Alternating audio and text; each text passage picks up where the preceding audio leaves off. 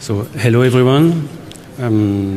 Thanks for joining this talk, especially so early in the morning. My name is Emmanuel Bouillon, and I'm going to discuss with you today some security issues that you might have to cope with when dealing with federated identity. And more precisely, I'm going to discuss a specific type of federated identity, which is a SAML-based federated identity.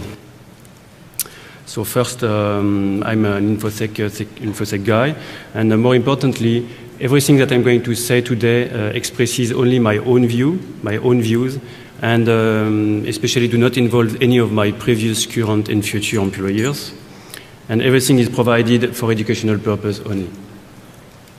Okay, so that being said, here is the outline of this presentation. It's made of 6 parts.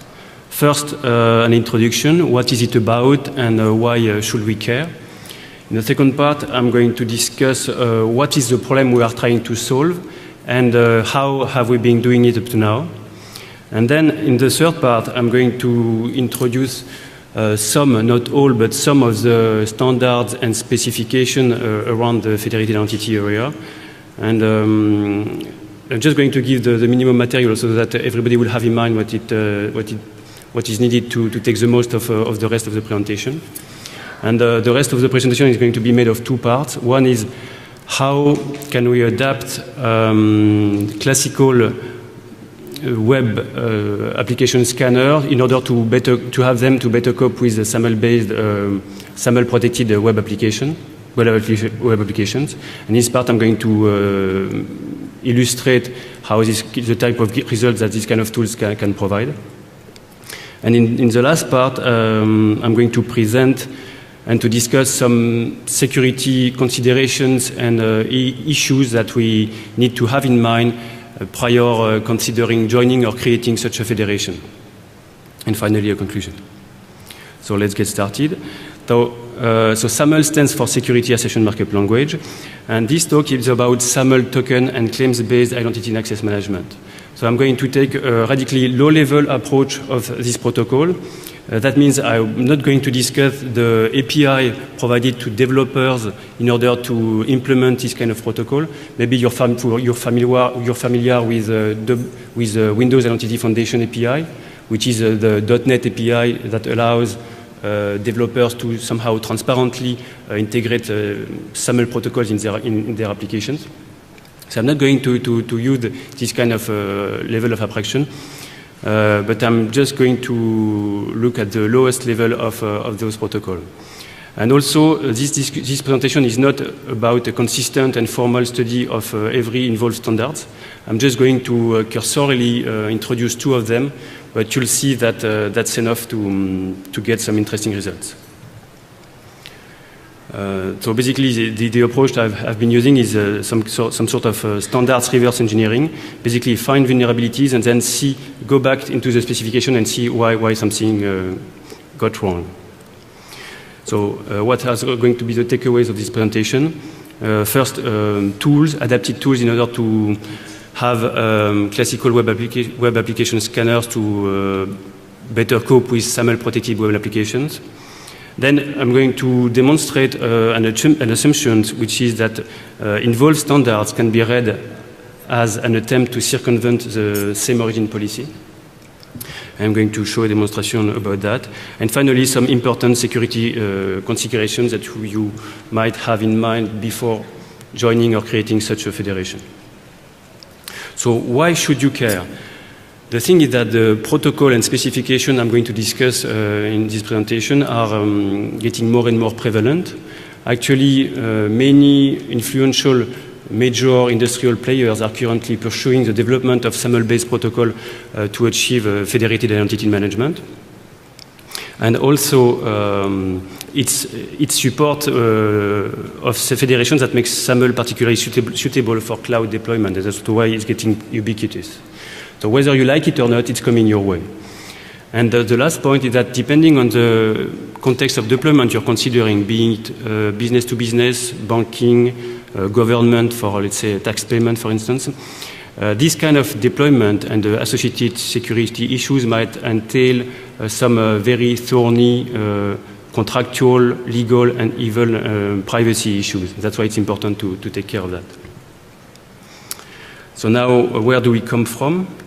What is the main problem that this kind of standard tries to solve?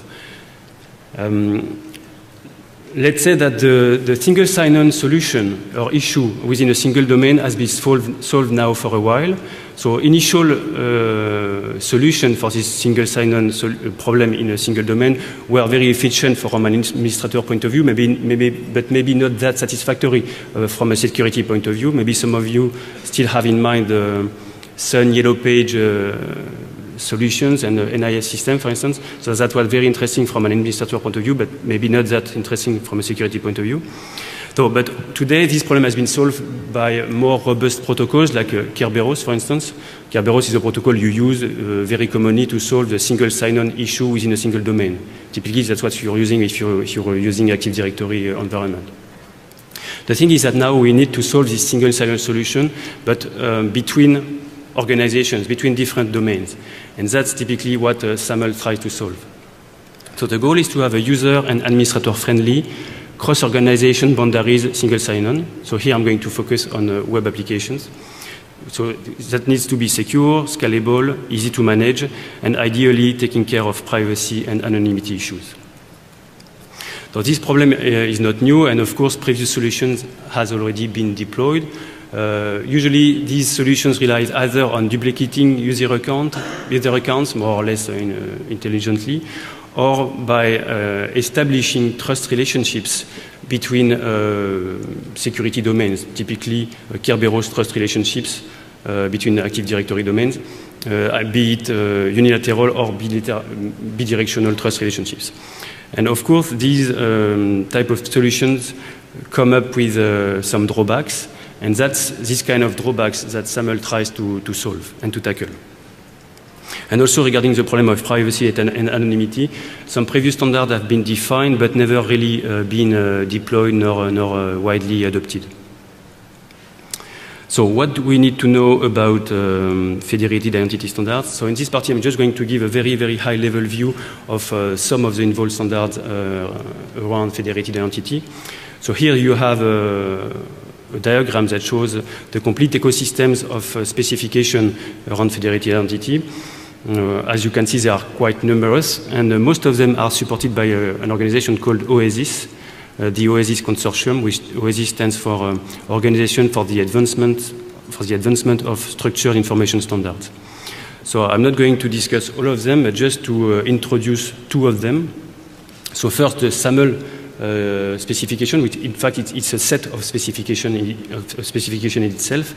And secondly, the WS Federation specification, which basically describes how to orchestrate flows in order to achieve this multi-domain single sign-on solution. So let's start with SAML. SAML stands for Security Assertion Markup Language, and basically it consists of building stone components which, once put together, allow a given number of use cases to be supported.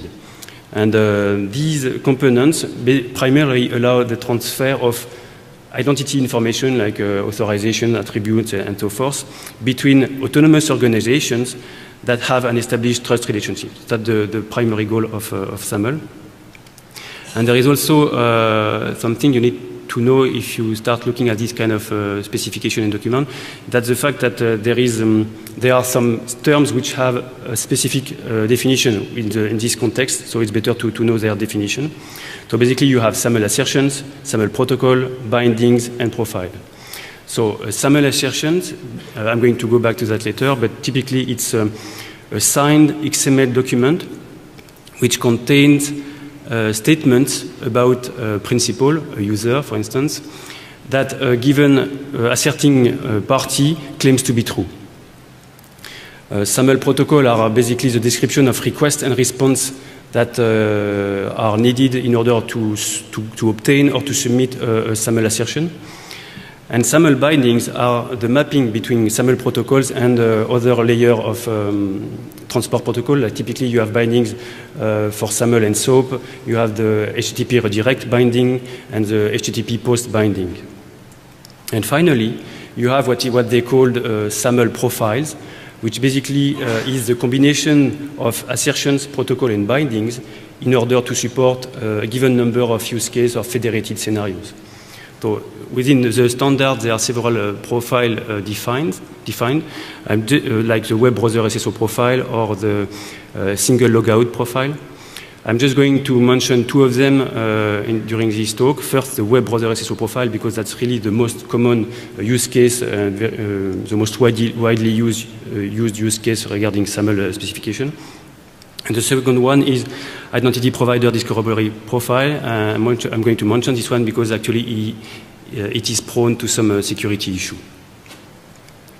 So what are SAML assertions? So as I said, a SAML assertion is a signed XML document containing claims or attributes about a user.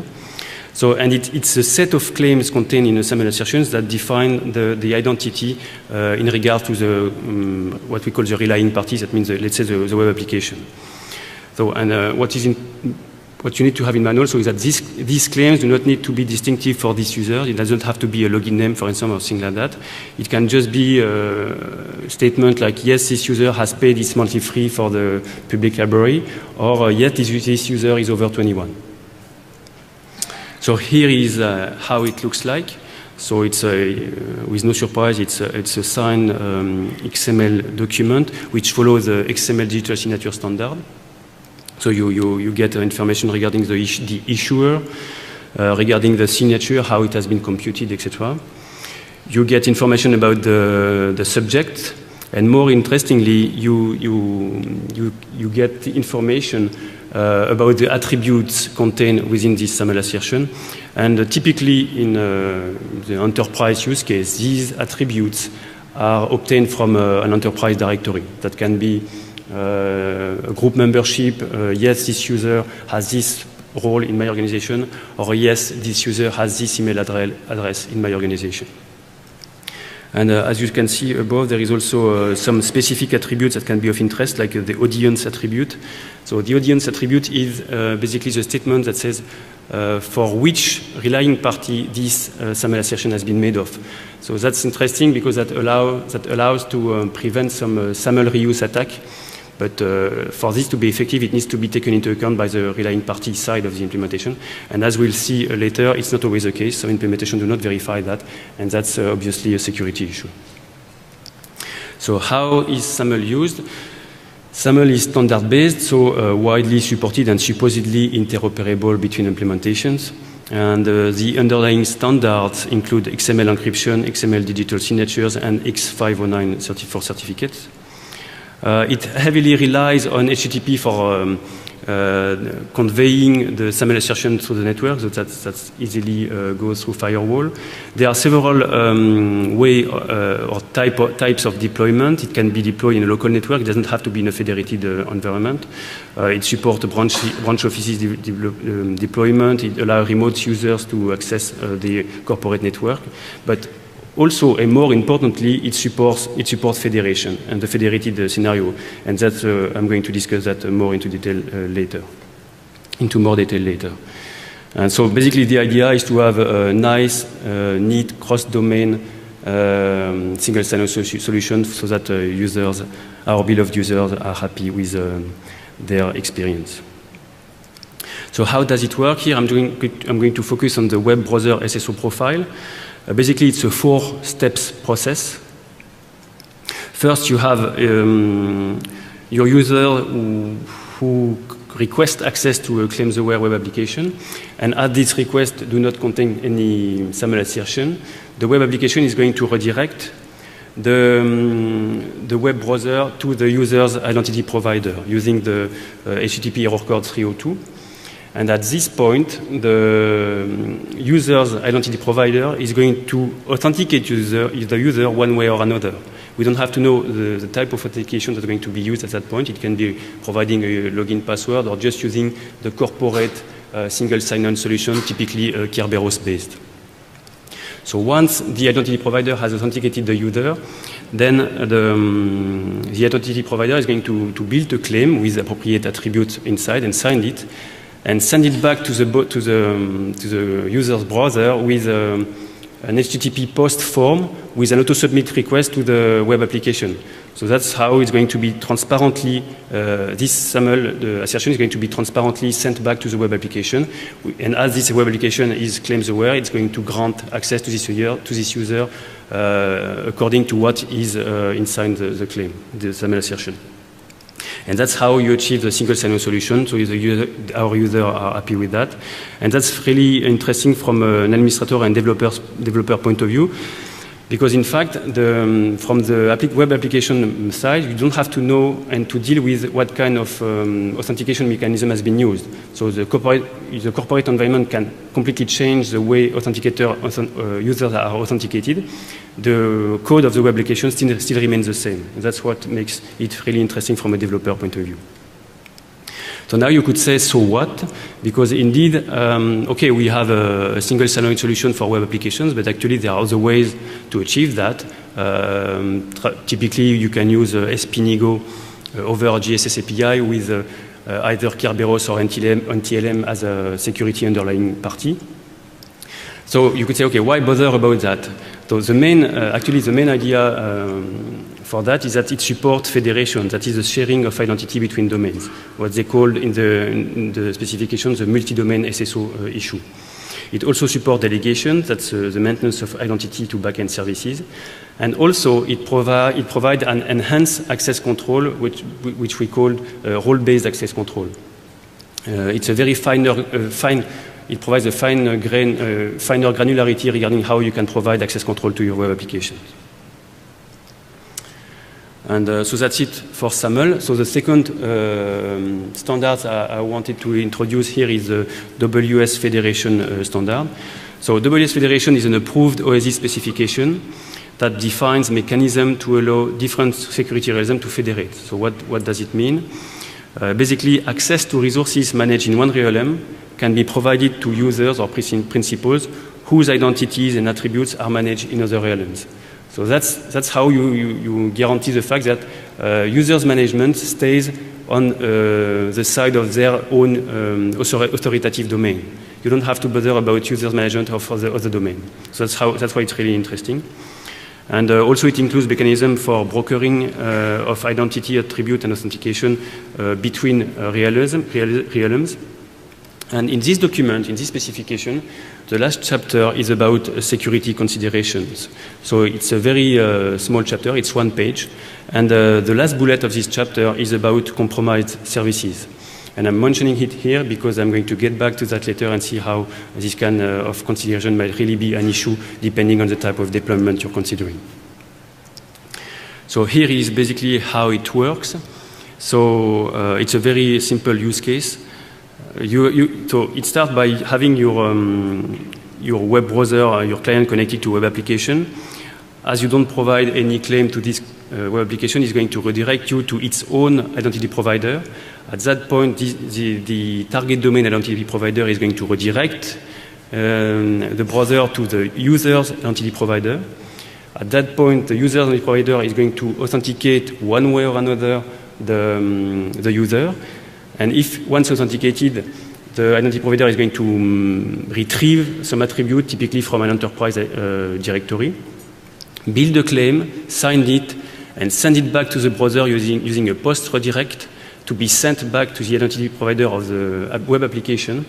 And at that point, the identity provider of the web application is going to, of course, verify the signature and also possibly change, add, remove any attributes within the claim. Signed it and send it back to the web browser with a post redirect to the web application. At that point, the web application, which is going to receive this signed claim, this claim is signed by its own identity provider, so it's going to be trusted.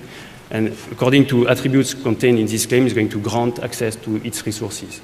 So that's basically how this multi-domain single sign-on solution at the very high level is achieved.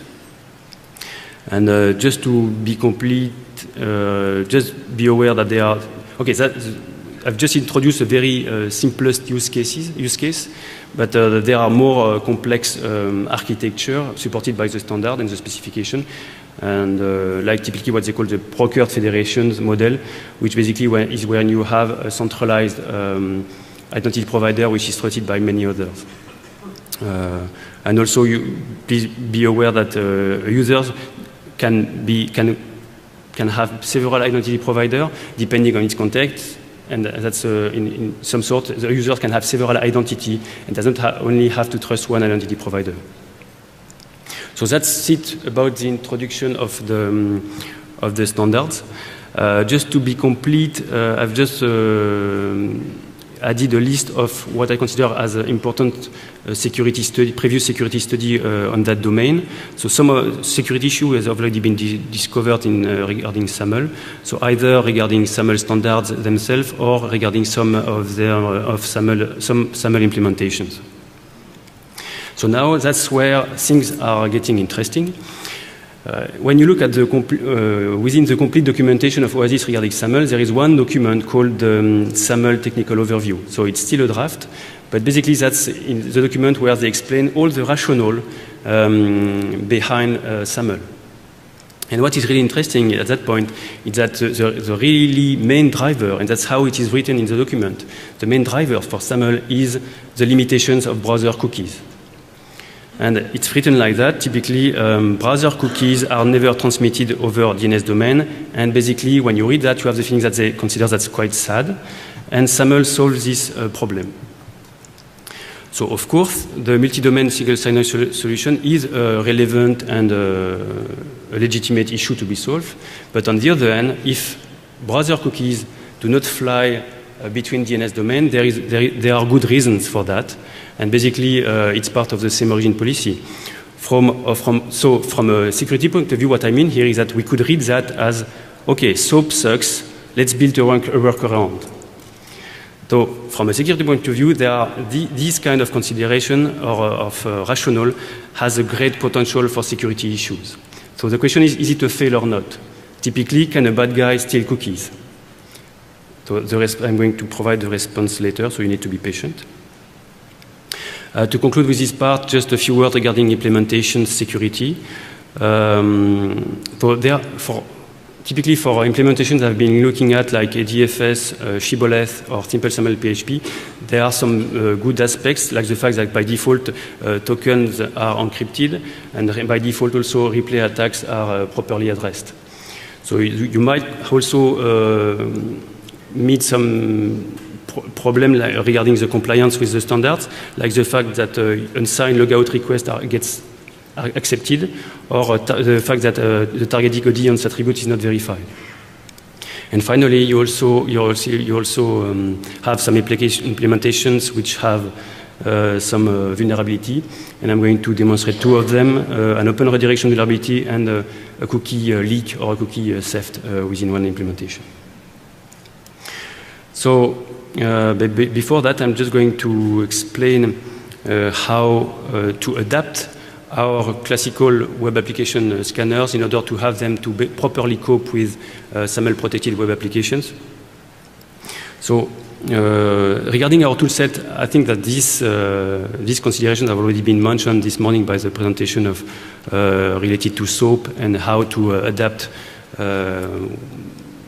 web application scanners to better cope with, to better assess web service based on SOAP. So, but typically, web application scanner toolset is made of several a combination of different tools chosen by more or less objective criteria. So typically, it can be made of professional or community edition of commercial tools like WebInspect, Acunetics, and others. You can use free and open source software for web application scanning, Skipfish, Nikto, and typically some Firefox plugins also. And also very often when you discuss with people doing that for a living, they very often use their own homemade custom scripts that they have been developing throughout their year of experience. Regarding methodology, it's a little bit of the same. Supposedly, some more or less formal procedure are supposed to be followed. You can rely on some generally accepted best practices like the OWASP testing guide or the OSSTMM framework. But finally, it always heavily relies on habits and personal preferences. And also still many manual ad hoc and improvised steps are needed. So that's why I think we still need to adapt our toolset, even though if some great presentation regarding how to do web application assessment states that we should not be a tool. The only tool which is really needed is our brain. I still think that properly using the right tool often makes a difference, especially because usually it's a time constraint exercise. And regarding SAML, there are two reasons to adapt our toolset. The fact that it allows a traditional assessment of web application scanner to cope with SAML token, to cope with SAML protected web applications. And also, these kind of applications and their security very often relies on very complex configuration settings. So we need, so these configurations are prone to error, and we need tools to assess that the good configuration settings are effectively in place. So the thing is that there are already some existing tools that can help the web application scanner, the web application pen tester when they have to cope with SAML. So I've listed some of them here, at least all those I know of. So you've got the Uninet SAML tracer, which actually is a Firefox plugin which allows you to see decoded SAML token that your browser is receiving and sending. You have the SAML debugger, the FIDO SAML debugger. It's an online application that allows you to submit a token, either encoded or decoded, and then you receive the answer, which is either decoded or encoded. And the last one is really interesting one. It is provided by DN3 Identity Federation, part of their initiative called Federation Lab. Basically, it's an online automated checks of service provider implementation. So if you have a SAML implementation of the service provider side, you can trust the Federated Lab STS, and then online ask a scan of your implementation. And then you're going to get a result of how compliant is your implementation regarding the standard. So I'm going to show you the result of this kind of scan just later. And of course, you can always use a manual approach to encode and decode SAML token. So here you can see an example of a report from a Federation Lab service provider tester. So I've just installed an out-of-the-box Hello World application using Simple SAML PHP, which is one implementation of SAML standards. So the good news is that you have many success, so that means somehow some compliances with the protocol, but you also get some errors regarding these compliances, like the fact that indeed single logout, unsigned single logout requests are accepted, and that the targeted audience attribute is not checked by the service provider side, which is in fact a security issue. So we still need to adapt our toolset, and there is one area where this adaptation is proved to be very, very useful. It's when encoding and decoding a SAML token. And the gain of this encoding and decoding touches several parts of the assessment of the efficiency of the web application scanner. First, having access to, in clear to this SAML token, or having access to the SAML token decoded, allows you to really more accurately understand the meaning of all these requests and what these tokens are made for, what are the attributes involved, for which relying party. So that helps understanding what is going on. Also, it allows you to do some more relevant request mangling. And if your web application scanners happens to be a fuzzer, then instead of fuzzing a big chunk of meaningless data, you're going to fuzz properly, more accurately each specific parameters. And also it allows you to thwart some anti-replay safeguards, like the fact that you need to change random numbers at each different request. And it allows you also to update timestamp on the fly, which then allows you to have long scans to unfold properly, which avoid some false negative results. So here is the approach I've been using. So it's not a new approach because typically it has already been used by people from JDS Security when they have been assessing the Microsoft proprietary binary encoding of SOAP requests for WCF. So the idea is to chain proxies. So first you have a pre-processing proxy, which role is to whose role is to decode requests and encode responses. The middle proxy is actually your real scanner when you have when you do your real, let's say, assessment, and when your intelligence as a pen tester takes place. And then you have the post-processing proxy, which encode the request back and decode the response back. So this way, the application still receives the request in the proper expected format, so can work properly. So to implement that, I've been using Burp Pro Suite. So I guess most of you know this web assessment tool. It has a very, very good cost-benefit ratio. And what is really interesting with this tool is that it provides a Java API to extend Burp Suite functionalities. And it's particularly suitable for pre- and post-processing. And also, there exist some bindings both for Python and Ruby. So I've been using the Ruby framework to extend Burp Suite, which is called Bubby. Recently, a very complete tutorial has been presented and is available on the net. And for this kind of tool, you only need to hook either event proxy message or even HTTP message. So the proof of concept I've been developing is freely available at this URL, and you can use and test it basically to retrieve all the results that I'm going to present now.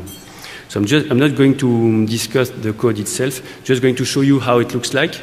So here is a pre-processing proxy which received the initial browser request. So as you can see, or maybe you can just guess that you see a SAML token, an encoded SAML token, so very difficult to understand. And this pre-processing proxy is going to edit this request and decode the SAML token. So now you have in the edited request the complete decoded SAML token, which is sent to your middle proxy, which is actually your real web application scanner. So typically, if you're using Burp as a middle proxy, then you can send this request to Burp Intruder, for instance, to have specific parameters to be mangled with. And at that point, the middle proxy is going to send this request like that, and to the post-processing proxy, which will receive the decoded token in clear, if you want, and then the post-processing proxy is going to encode the SAML token back to its appropriate format, so that it's going to be sent to the application as it expects to be sent. So that's basically how it works. So I'm just going to illustrate some results you can obtain using this approach. So I've chosen two results to illustrate these tools. And I've chosen these two because actually these results and these vulnerabilities are more standard vulnerabilities related to standards and specifications themselves than to related to implementation. So I thought that was more interesting and more fun to discuss these two vulnerabilities. So the first one is an open redirection. So an open redirection is just the fact that you can craft a request so that the target is going to respond with a redirection to another site which is controlled by the attacker, right? So it's not critical, and as you're going to see, it's somehow built in the SAML standards. And then I'm going to illustrate how this can lead to a cookie theft. That means that we are going to be able to make cookies fly between a DNS domain using these kind of vulnerabilities. So basically, if you visit his site, a bad guy can inconspicuously discover your identity provider. That means what is your originating organization. So that's at least a privacy issue. So to demonstrate that, I've been leveraging an existing live open to everyone test environment, which is provided by the Norwegian Academic Federation. It's called OpenIDP. And I've been using a dummy account. And the cookie I'm going to steal actually is https openidp.fide.no. So what you're going to see is a complete four-step SAML authentication, right? And then you'll see how a bad guy can just steal this cookie. So it's a three-steps process. First, the victim accesses the bad guy site. This site contains a craft GET request to the service provider, which will actually leverage the open redirection vulnerability to send back the cookie to its own controlled website. So to make it more visual, this redirection will not go to the bad guy website, but I've crafted Google search request using as an argument the cookie, so that you can see that indeed the cookie is appended to the Google search request. So let's see. So at the beginning, you're going to see that this is just the open redirection vulnerability. So I don't know if you see anything, but basically here you see that it's a GET request that goes to openidp.fide.no, and when you click on this link, you're going to be automatically redirected either to Google or to DEF CON, the website.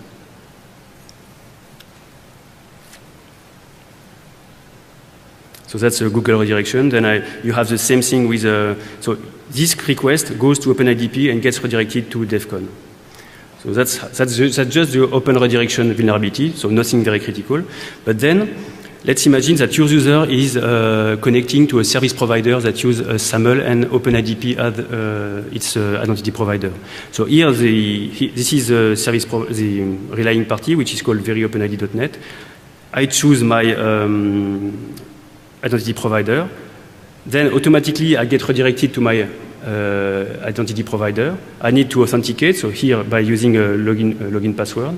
And then you'll see that this identity provider is going to craft a SAML request and send back to the application so that I get authenticated. So that's the four-step process you know, you have been describing. And now, if you click on the malicious link, you'll see that the redirection ends up with the theft of the cookie. Right? So that's the demonstration. I hope that's clear. So that's how you can steal a cookie and make cookie flies between DNS DOM using this kind of vulnerability. So the thing is that actually, if you go back to the standard, these vulnerabilities are not implementation issue, but more specification issue, because it comes from the identity provider discovery service profile, and actually it's built in. The open redirection, when you look at the standard, it's written like that. The open redirection is in the specification. And actually, when they wrote this specification, they somehow felt that there was a kind of issue. Typically, this is a quotation of the standard. This protocol had the potential for creating additional opportunity for phishing. So at least they were aware that it was dangerous. And they proposed a workaround based on service provider metadata, but it's only should workaround, and there's no way on. They don't explain how we could exchange metadata between the service provider and the discovery service. So basically, the developers have just implemented properly the standard, and they get vulnerable. So that's what I wanted to show you about this part. And the last part is about consideration regarding the design consideration about the deployment and trust topologies. So as you remember, this is the simplest use case of federation scenario. So you have two organizations with a trust relationship. But of course, there are more complex deployment scenario. So the question is, does it really does this kind of deployment really implement new risk? It's a contentious issue, but basically other solutions are not that more secure. So that's, to be simple, that's what we can say about that. So here is a very simple deployment scenario. You have one organization which tries to access another organization application, and the access control is based, for instance, on the user's email address. So, and typically, what happens in real life is that you have several domain, organization B has several customers accessing its application. So now the question is, what if one of the organizations gets either malicious or compromised? Typically, what if organization C sign a claim for a user of organization B? The thing is, by default, if you installed everything by default, this is going to work. that means that your application is going to grant access regarding the attribute which is in the claim, because from a signature point of view, everything is fine. So you need to implement yourself all the business checks at that point that will prevent this kind of attack to be working. But that's not, you need to do that. That's not implemented by default. But at least in this simple scenario, you can do it. You still can do it. The thing is, there are more complex scenarios and more realistic scenarios where it's getting more complicated. Typically, when you have an indirect trust relationship, where you have a central trust broker that convey trust between organizations. So at that point, so here is how it works. You've got one organization which trusts organization D, which then is trusted by organization B. So, and then you have this single sign-on solution that works perfectly fine the same way, flowing between these three organizations. Now the question is, what if organization C signs a claim for a user which is not part of its own organization? Let's say, what if organization C gets either malicious or compromised? The thing is, in this case, if organization D do not do its job by checking everything that needs to be checked and which is not done by default, then organization B has no way to see the trick and to see that things got wrong. So if the STSD signs the token, then STSB has no way, as an organization, the organization B has no way to see that something went wrong. So that means that, in fact, organization B fully relies on organization D to properly check SAML claims. But so that means that then what is the policy for that? Do we have a way to verify? Is auditing permitted, etc.? And how to prove other parties' compliance with relevant requirements. So that's typically the questions that are usually unasked and even less answered. So the bottom line is, what about a malicious or compromised ADP in a federation? And can a malicious ADP impersonate another domain's users? That's really the bottom line issue. And is there any safeguards in place? That means business checks that prevent that. And who own these safeguards? Do you, as an organization, own this safeguard, or do you, due to the fact that it's an indirect trust topology, do you delegate this kind of safeguards? So that's in fact, because when you look at implementation, by default, these safeguards are not implemented. And if you get back to the standards themselves, actually, this kind of consideration has just been cursorily mentioned in the bullet I mentioned previously, which is the compromised services. And indeed, they recognize that this is really a very major issue when you have this third-party broker trust relationship. But on the other hand, in practice, it works by default. And there are no proposed solution on how to prevent that. So in the case of a third-party broker trust, you need to control the loss of controls. That means whose liability is involved, etc. What are other parties' obligations? And that's the concept I've called SAML claims laundering. So all relies on the checks made at each level. This must be done since default settings are permissive. So typically, ways to do that is to have key attributes which are kept or added to avoid turning the situation into a blind trust to this organization D part. And the thing is also, on main federations, when you join a federation, usually you don't have access to this policy. So you don't know exactly what checks are in place. And that's an issue. So that ends up this presentation. So the main takeaways of this presentation are first knowledge and tools to keep on properly assessing SAML protective web application, how to adapt the tool sets, classical web application scanner tester tool set to cope with SAML protective web application. Then proven assumption that the fact that standards can be read as an attempt to circumvent the same origin policy. So you've got the tools and process to go there. And also important security design consideration.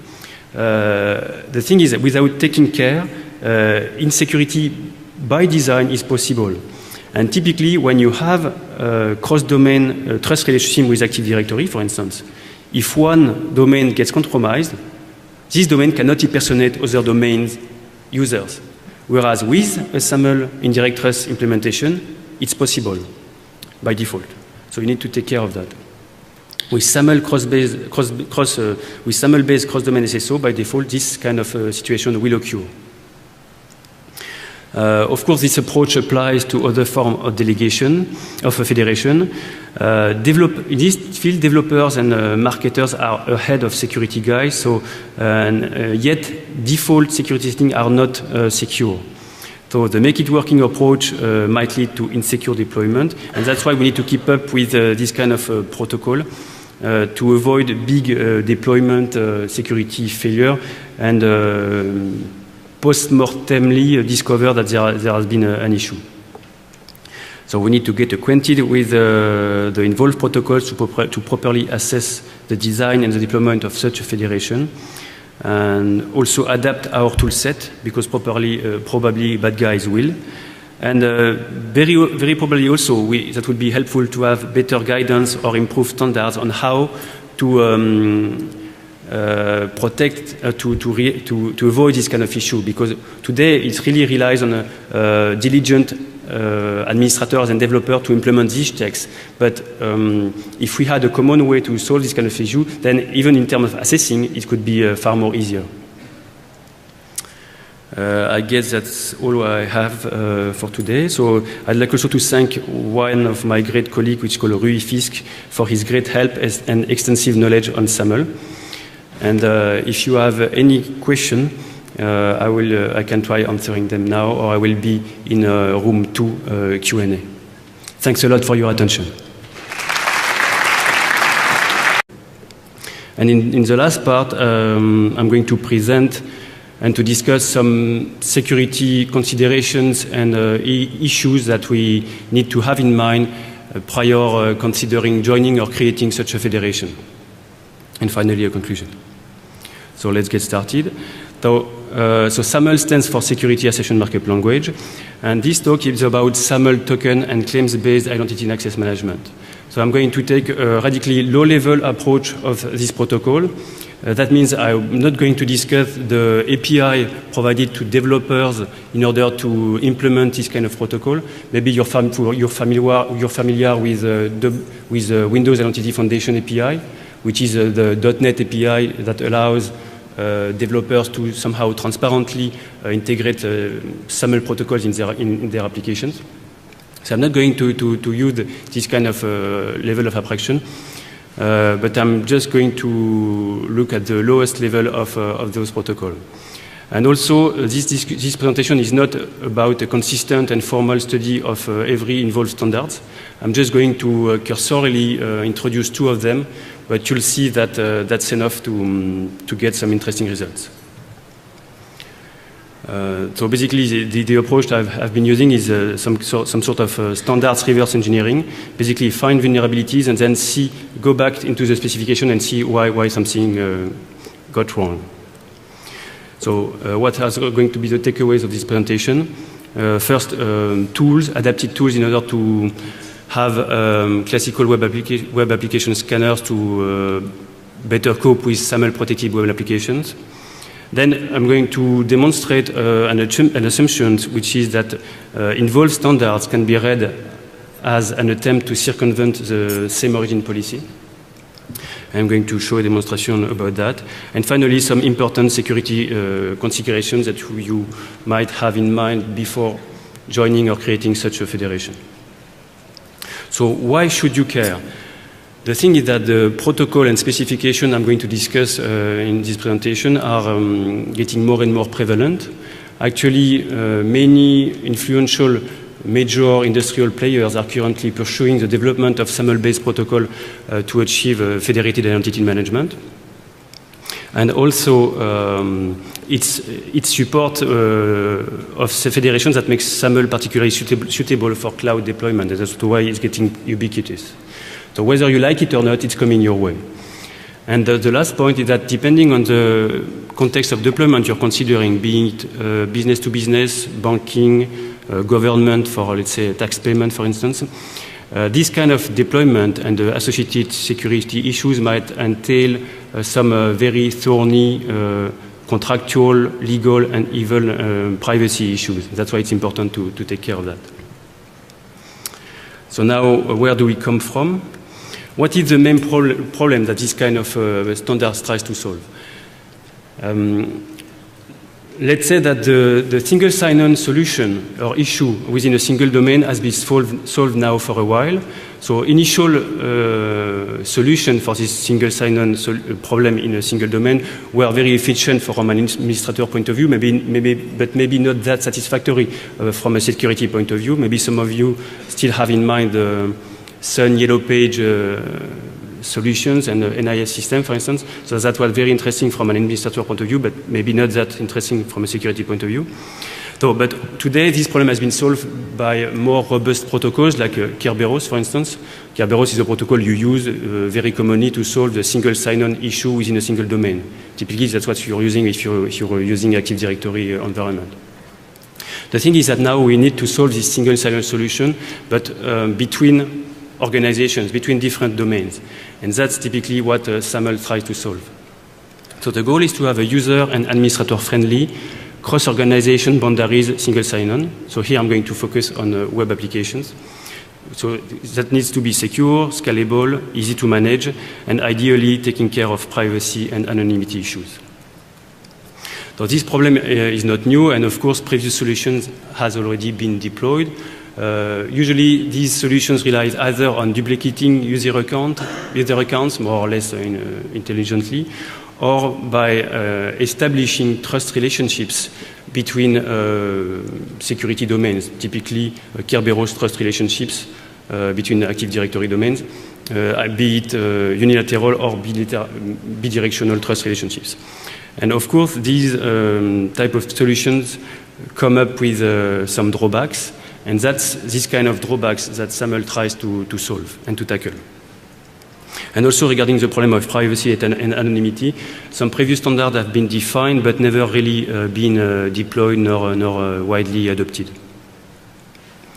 So what do we need to know about federated identity standards? So in this party, I'm just going to give a very, very high-level view of some of the involved standards around federated identity.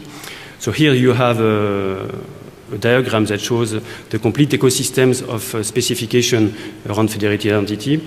As you can see, they are quite numerous, and most of them are supported by an organization called OASIS, the OASIS Consortium, which OASIS stands for Organization for the Advancement of Structured Information Standards.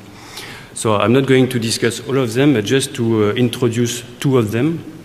So first, the SAML specification, which in fact it's a set of specification in itself. And secondly, the WS Federation specification, which basically describes how to orchestrate flows in order to achieve this multi-domain single sign-on solution. So let's start with SAML. SAML stands for Security Assertion Markup Language, and basically it consists of building stone components which, once put together, allow a given number of use cases to be supported.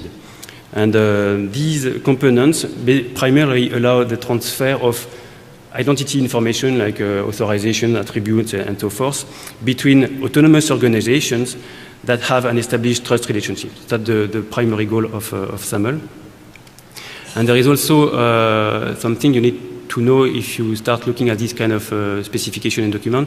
That's the fact that there are some terms which have a specific definition in this context, so it's better to know their definition. So basically you have SAML assertions, SAML protocol, bindings, and profile. So SAML assertions, I'm going to go back to that later. So hello everyone. Thanks for joining this talk, especially so early in the morning. My name is Emmanuel Bouillon, and I'm going to discuss with you today some security issues that you might have to cope with when dealing with federated identity. And more precisely, I'm going to discuss a specific type of federated identity, which is a SAML-based federated identity. So first, I'm an InfoSec guy, and more importantly, everything that I'm going to say today expresses only my own views, and especially do not involve any of my previous, current, and future employers. And everything is provided for educational purpose only. Okay, so that being said, here is the outline of this presentation. It's made of 6 parts. First, an introduction. What is it about, and why should we care? In the second part, I'm going to discuss what is the problem we are trying to solve and how have we been doing it up to now. And then in the third part, I'm going to introduce some, not all, but some of the standards and specification around the federated entity area. And I'm just going to give the minimum material so that everybody will have in mind what is needed to take the most of the rest of the presentation. And the rest of the presentation is going to be made of two parts. One is how can we adapt classical web application scanner in order to have them to better cope with the SAML-based, SAML-protected web applications. And in this part, I'm going to illustrate how the type of results that these kind of tools can provide.